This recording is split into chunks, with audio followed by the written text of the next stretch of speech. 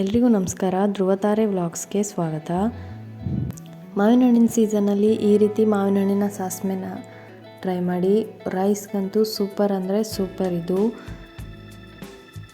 ಈ ರೀತಿ ಸಣ್ಣ ಮಾವಿನ ಹಣ್ಣನ್ನು ತೊಳೆದು ಕ್ಲೀನ್ ಮಾಡಿ ಅದನ್ನು ಸಿಪ್ಪೆ ತೆಗೆದು ಹಾಗೆಯೇ ಅದರ ರಸನ ತೆಕ್ಕೊಂಡು ಇಟ್ಕೊಳ್ಳಿ. ನಂತರ ಅದಕ್ಕೆ ಒಂದು 6ರಿಂದ 7 ಸ್ಪೂನ್ ಆಗುವಷ್ಟು ಕಾಯಿ ತುರಿ, ಹಾಗೆ 1 ಸ್ಪೂನ್ ಆಗುವಷ್ಟು ಸಾಸಿವೆ, ಒಂದು 1/4 ಸ್ಪೂನ್ ಆಗುವಷ್ಟು ಜೀರಿಗೆ, ಹಾಗೆ ಖಾರಕ್ಕೆ ಹಸಿಮೆಣಸು ಬೇಕಿದ್ರೆ ಹಾಕೋಬೋದು. ನಾನಿಲ್ಲಿ ಚೂರು ಮೆಣಸನ್ನು ತೊಗೊಂಡಿದ್ದೀನಿ, ಅದು ಒಣಗಿರೋ ಮೆಣಸನ್ನು ತೊಗೊಂಡಿದ್ದೀನಿ. ಹಸಿದು ಕೂಡ ಹಾಕೋಬೋದು.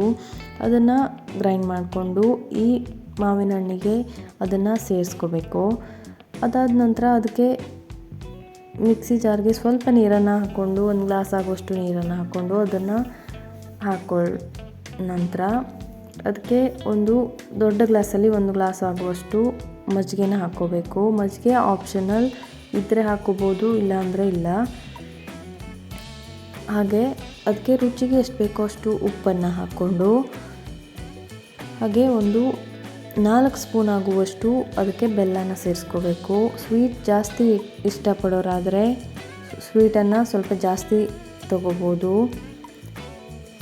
ಹಾಗೆ ಟೇಸ್ಟ್ ನೋಡಿಕೊಂಡು ಅದಕ್ಕೆ ಉಪ್ಪನ್ನು ಸೇರಿಸ್ಕೊಳ್ಳಿ. ಅದಾದ ನಂತರ ಜೀರಿಗೆ, ಸ್ವಲ್ಪ ಸಾಸಿವೆ, ಹಾಗೆಯೇ ಒಣಮೆಣಸು ಹಾಕ್ಕೊಂಡು ಒಂದು ಒಗ್ಗರಣೆನ ಕೊಟ್ಕೊಂಡ್ರೆ ಸೂಪರಾಗಿರೋ ಒಂದು ಮಾವಿನ ಹಣ್ಣಿನ ಸಾಸ್ಮೆ ರೆಡಿ ಆಗುತ್ತೆ. ಇದೊಂದು ಸಾಸ್ಮೆ ಊಟಕ್ಕಿದ್ರೆ ಸೈಡ್ಗೆ ಏನಿದ್ರೂ ನಡೆಯುತ್ತೆ, ಅಥವಾ ಏನಿಲ್ಲ ಅಂದರೂ ಕೂಡ ನಡೆಯುತ್ತೆ. ರೈಸ್ಗಂತೂ ಹೇಳಿ ಮಾಡಿಸಿದ ಕಾಂಬಿನೇಷನ್ ಅಂತಲೇ ಹೇಳ್ಬೋದು. ಇದು ತುಂಬ ಅಂದರೆ ತುಂಬ ಸೂಪರಾಗಿ ಇರುತ್ತೆ. ಮಾಡೋಕ್ಕೆ ಒಂದು 10 ನಿಮಿಷ ಸಾಕು. ಹಾಗೆ ರುಚಿಯಂತೂ ಅದ್ಭುತವಾಗಿರುತ್ತೆ. ನನ್ನ ಚಾನಲ್ನ ಫಸ್ಟ್ ಟೈಮ್ ನೋಡ್ತಾ ಇರೋರು ಪ್ಲೀಸ್ ನನ್ನ ಚಾನಲ್ನ ಸಬ್ಸ್ಕ್ರೈಬ್ ಮಾಡಿಕೊಂಡು ನೋಡಿ, ಹಾಗೆಯೇ ಬೆಲ್ ಐಕಾನ್ನ ಕ್ಲಿಕ್ ಮಾಡಿ. ಇದರಿಂದ ನಾನು ಹಾಕುವಂತಹ ವಿಡಿಯೋಸ್ದು ನೋಟಿಫಿಕೇಷನ್ ಬರುತ್ತೆ ನಿಮಗೆ. ಹಾಗೆ ನನ್ನ ಚಾನಲಲ್ಲಿ ಹಾಕುವಂತಹ ವಿಡಿಯೋಸ್ ಇಷ್ಟ ಆದರೆ ಪ್ಲೀಸ್ ಲೈಕ್ ಮಾಡೋದನ್ನು ಮರಿಬೇಡಿ. ಹಾಗೆಯೇ ಕಮೆಂಟ್ ಮಾಡಿ, ಶೇರ್ ಮಾಡಿ.